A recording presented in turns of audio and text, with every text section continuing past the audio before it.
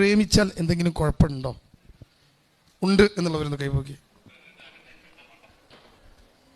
ഇല്ല എന്ന് പറയുന്നവർ കൈപൊക്കി. ഇല്ല.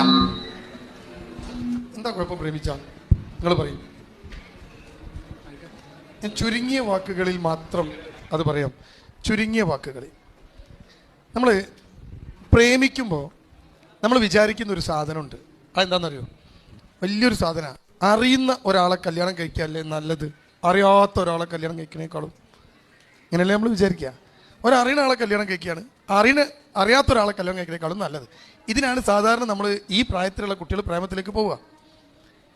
ഇനി നിങ്ങളൊന്ന് ആലോചിച്ച് നോക്ക്, ശരിക്ക് അറിയുന്ന ആളെ കല്യാണം കഴിക്കുന്നതാണോ അറിയാത്ത ആളെ കല്യാണം കഴിക്കുന്നതാണോ നല്ലത്? അറിയുന്ന ആളല്ലേ നല്ലത്? ഒരാളെ അറിയും, നമ്മൾ അയാളെ പരിചയമുണ്ട്, അതല്ലേ നല്ലത്? അതെന്താ അങ്ങനെ? അറിയാത്ത ആളായ എന്താ ഗുണം? എന്താ ഗുണം അറിയാത്ത ആളാണെങ്കിൽ?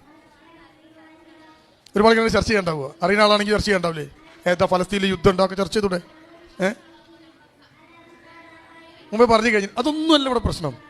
അറിയുന്ന ആൾക്ക് ഒരാളും അപ്പം പിന്നെ ഈ ഭാര്യയും ഭർത്താവുമായിട്ട് ജീവിച്ച് 5 കൊല്ലം ജീവിച്ച് എല്ലാം പറഞ്ഞു തീർന്നിട്ട് ഒരു പിരിയല. പിന്നെ നമ്മളൊരാൾ കല്യാണം കഴിച്ചു, 5 കൊല്ലം ജീവിച്ചു, എല്ലാം പറഞ്ഞു തീർന്നു, കഴിഞ്ഞിട്ട് എല്ലാം കഴിഞ്ഞു, എൻഡ്. ഇനി കൺക്ലൂഷൻ ടോക്ക് നടത്താം, നമുക്ക് പിരിയാം. ഇങ്ങനെ കഴിഞ്ഞോ? നിങ്ങളുടെ ഉമ്മയും ബാപ്പയും ഒരുമിച്ച് ജീവിക്കാൻ തുടങ്ങിയിട്ട് എത്ര കാലമായി?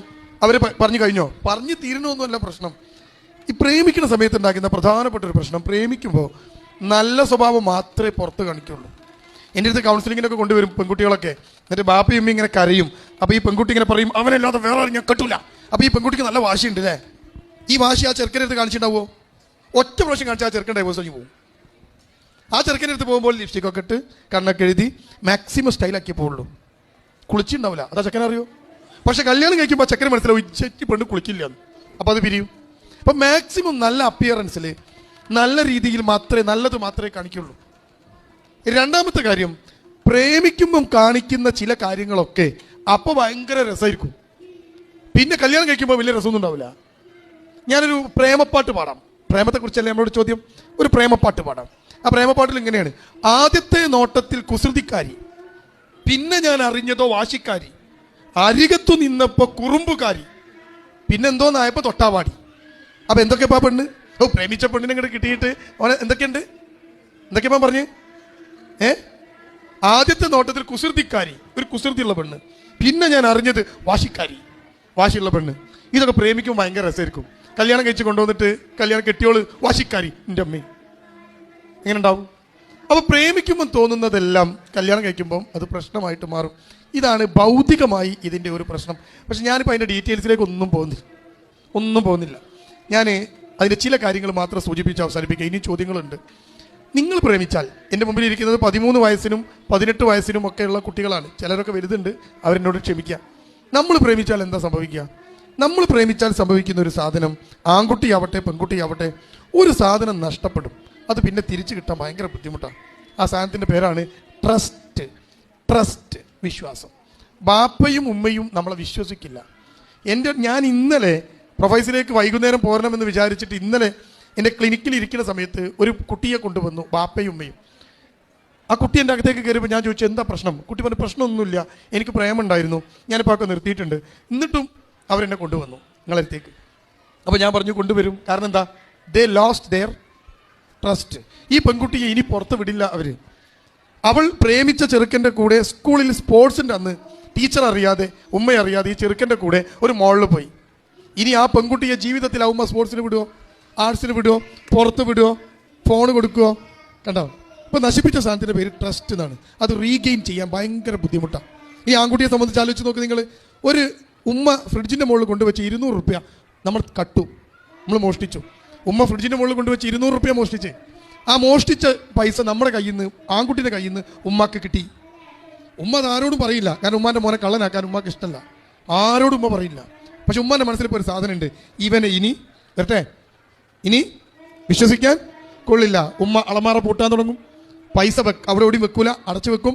പാപ്പാനോട് പറയും, അളമാറ ഒന്ന് തുറന്നിട്ട് പോരുതിട്ടോ, നിങ്ങളെ പേഴ്സൊന്നും ഓടി ഓടി വെക്കരുതിട്ടോ. കാരണം എന്താ? നമ്മുടെ വീടിന് നമ്മൾ വാതിൽ വെക്കും, ജനൽ വെക്കും, അല്ലേ? വെക്കൂലേ? നിങ്ങളുടെ വീടിന് നിങ്ങൾ വാതിൽ വെച്ചത് എന്തിനാ? അടയ്ക്കാനും തുറക്കാനോ അല്ല, രാത്രി അടച്ചു പൊട്ടും. എന്തിന്? കള്ളം വരാതെ വെക്കാൻ. ഇവിടെ കള്ളം എവിടെ ഉള്ളത്? ഉള്ളിൽ. കള്ളനുള്ളിലിട്ടിട്ടാണ് ഉമ്മ എന്ത് ചെയ്യണത്? വീട് പൂട്ടിയത്. കള്ളം ഉള്ളിൽ ഇങ്ങനെ നിൽക്കുക. ഉമ്മ എന്ത് ധൈര്യത്തിലാണ് കിടന്നുറങ്ങുക? ആലോചിച്ച് നോക്കൂ. പാരൻസുമായി ബന്ധപ്പെട്ട വിഷയമാണ് തൊട്ട് മുമ്പ് സംസാരിച്ചത്. ഒരിക്കൽ വിശ്വാസം നഷ്ടപ്പെട്ടാൽ ഈ പാരൻസിന് പിന്നെ ഭയങ്കര ബുദ്ധിമുട്ടാണ് നിങ്ങളെ നോക്കാൻ, നിങ്ങളെ വളർത്താൻ. കാരണം എന്താ, എവിടേക്ക് വിടാൻ പറ്റൂല, നിങ്ങൾ ഒറ്റയ്ക്ക് നിർത്തൂല. കാരണം എന്താ, ആ പ്രശ്നം ഉണ്ടാവുമെന്ന് വിചാരിക്കും. അപ്പോൾ പ്രേമിക്കുമ്പം സംഭവിക്കുന്ന ഏറ്റവും പ്രധാനപ്പെട്ട നിങ്ങൾക്ക് നഷ്ടപ്പെടുന്ന സാധനം എന്താ? ഉമ്മാൻ്റെ ഉപ്പാൻ്റെ വിശ്വാസമാണ്. ആ വിശ്വാസം നഷ്ടപ്പെട്ടാൽ പിന്നെ നിങ്ങൾ എന്തൊക്കെ പറഞ്ഞാലും അതങ്ങനെ കിടക്കും മനസ്സിൽ. പിന്നീട് എപ്പോഴാണ് ആ വിശ്വാസം തിരിച്ചു കിട്ടാമെന്നറിയോ? നിങ്ങൾ കല്യാണമൊക്കെ കഴിച്ച് ആ ചെറുക്കൻ്റെ കൂടെ ഒരു പെണ്ണിൻ്റെ കൂടെ വൃത്തിയായി ജീവിക്കുന്നു എന്ന് ഉറപ്പ് കിട്ടുമ്പോൾ മാത്രമേ നമുക്ക് ആ വിശ്വാസം റീഗെയിൻ ചെയ്യുള്ളൂ. എത്ര കാലം പിടിക്കും? ഇതാണ് ഒന്നാമത്തെ കാര്യം. ഈ രണ്ടാമത്തെ കാര്യം ദീനുമായി ബന്ധപ്പെട്ടതാണ്. ഇസ്ലാമികമായി ഒരാണും പെണ്ണും തമ്മിൽ ഇങ്ങനെയുള്ള ഒരു ബന്ധം ഹറാമാണ്. അതാണ് രണ്ടാമത്തെ കാര്യം. ഒന്നാമത്തെ കാര്യം വീടുമായി ബന്ധപ്പെട്ടത്, ഉപ്പിയുമായിട്ട് ബന്ധപ്പെട്ട, രണ്ട് ദീനുമായിട്ട് ബന്ധപ്പെട്ടതാണ്.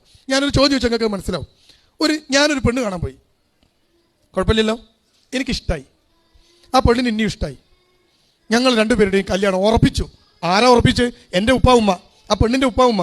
പെണ്ണിൻ്റെ ഉപ്പയും പറഞ്ഞു ശരി. അങ്ങനെ എൻ്റെ കല്യാണവും ആ പെണ്ണിൻ്റെ കല്യാണവും കൂടി ചേർത്ത് ഉറപ്പിച്ചു. ഇപ്പോൾ കല്യാണം ഉറച്ചില്ലേ? ഡിസംബർ 26-നാണ് നിക്കാഹ് ഉറപ്പിച്ചത്.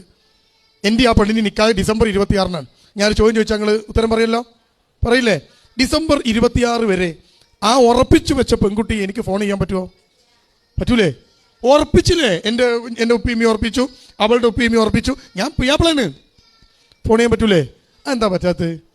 പിന്നെ എങ്ങനെയാണ് ബാപ്പിയമ്മി അറിയാത്തൊരു ചെക്കനങ്ങൾക്ക് ഫോൺ ചെയ്യാൻ പറ്റുക? അതെങ്ങനെ ഹലാലാവുക? ബാപ്പക്കുമ്പൊക്കെ അറിയില്ല, അതെങ്ങനെ ഹലാലാവുക? കണ്ടോ? അപ്പോൾ ഒരിക്കലും ഹലാലില്ലാത്തൊരു ബന്ധമാണ്. അപ്പോൾ പ്രേമിക്കുന്ന ആൾക്കാർ ഇങ്ങനെ രണ്ട് വാചകം ഞാൻ പറയാം, നിങ്ങൾ എഴുതി വെക്കുവോ? എന്നാൽ രണ്ട് വാചകം ഇങ്ങനെ എഴുതി മനസ്സിലെഴുതി വെച്ചാൽ മതി. ബുക്കിൽ എഴുതാൻ നിർബന്ധമൊന്നുമില്ല. രണ്ട് വാചകം ഞാൻ പറയാം. ഹറാമിൽ തുടങ്ങിയത് നരകത്തിൽ അവസാനിക്കും. ഓക്കെ അല്ലേ? ഓക്കെ ആണല്ലേ? ഓക്കെയാണ്. അപ്പോൾ പ്രേമം തുടങ്ങുന്നത് എവിടെയാ? ഹറാം. അപ്പോൾ എവിടെ അവസാനിക്കുക? നരകത്തിൽ. പ്രശ്നമൊന്നുമില്ലല്ലോ. രണ്ട്, ചതിയിൽ തുടങ്ങിയത് നാശത്തിൽ അവസാനിക്കും. ഓക്കെ അല്ലേ? ഞാൻ പിന്നെ ബാസിലിനെ പറ്റിച്ച് 10 ലക്ഷം റുപ്യ ബാസിലെടുത്തത് ഞാൻ പറ്റിച്ച്. എന്നിട്ട് ആ 10 ലക്ഷം റുപ്യക്ക് ഞാൻ ഒരു കച്ചവടം തുടങ്ങി. വിജയിക്കുമല്ലേ? വിജയിക്കരുത്. കാരണം എന്താ? ഞാൻ പറ്റിച്ചുണ്ടാക്കിയത് ചതിച്ചതാ. ചതിച്ച് തുടങ്ങിയത്, മലയാളത്തിലൊരു ചൊല്ലുണ്ട്, എൻ്റെ ഉമ്മ എപ്പോഴും പറഞ്ഞിരുന്ന ഒരു ചൊല്ല. ആ ചൊല്ലെന്താ അറിയോ? പൊട്ടനെ ചെട്ടി ചതിച്ചാൽ ചെട്ടിയെ ദൈവം ചതിക്കും. ഒരു പൊട്ടനായ മനുഷ്യനെ ചെട്ടി തന്നെ പണ്ട് പലിശക്ക് കടം കൊടുക്കുന്ന ആളാ. പൊട്ടനായ മനുഷ്യനെ ചെട്ടി ചതിച്ചു, എന്നിട്ട് ചെട്ടി ഉഷാറായി. പക്ഷെ ആ ചെട്ടി ആര് ചതിക്കും? ഉമ്മയെ നിങ്ങൾ ചതിച്ചാൽ നിങ്ങളെ പടച്ചോൻ ചതിക്കും. അപ്പോൾ ഒരു ചതിയിൽ തുടങ്ങുന്ന ബന്ധമാണ് പ്രേമം.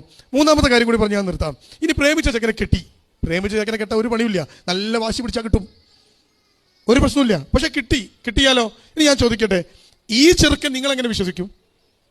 കാരണം ഈ ചെറുക്കനെ നിങ്ങൾ പ്രേമിക്കുമ്പോൾ വിളിച്ചിട്ടുണ്ടാവും, ചാറ്റ് ചെയ്തിട്ടുണ്ടാവും. പിന്നെ വേറെ സാധനം പേര് എന്താ പേര്? മീറ്റപ്പ് അല്ലേ? മീറ്റപ്പ്. നിങ്ങൾക്ക് ഓർമ്മയില്ലേ? മീറ്റപ്പ് ഉണ്ടായിട്ടുണ്ടാവും. നിങ്ങൾ ഇടയ്ക്ക് പോയി കണ്ടിട്ടുണ്ടാവും. നിങ്ങൾ ഈ ചെറുക്കനെ മീറ്റപ്പ് ചെയ്തത് ഉമ്മ അറിഞ്ഞണോ? ഉപ്പ അറിയോ? നിങ്ങൾ ഈ ചെറുക്കനെ ഫോൺ ചെയ്യണത് ഉമ്മ ഇപ്പം അറിയോ? നിങ്ങൾ ഈ ചെറുക്കനെ ചാറ്റ് ചെയ്യണത് പെറ്റ ഉമ്മ അറിയില്ല, വളർത്തുന്ന ഉപ്പ അറിയില്ല. ഉപ്പാനെ പറ്റിച്ചും ഉമ്മാനെ പറ്റിച്ചുമാണ് ഇതെല്ലാം ചെയ്യണത് അല്ലേ?